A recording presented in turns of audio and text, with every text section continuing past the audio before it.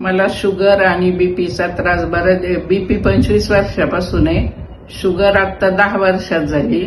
Sugar नेहमी 200च्या पुढे असायची. आता मी टेस्ट केली महिन्याभरापासून हे रिचवेचं चालू केलं. शुगर फ्री लोशन चालू केलं. संजीवनी ज्यूस चालू केलाय. आता रिपोर्ट हे नॉर्मल आले. बीपी पण पहिल्यांदा नॉर्मल आलाय. नाहीतर बीपी सुद्धा माझा 200 पर्यंत जातो. 180-200 पर्यंत. हात मोडला होता.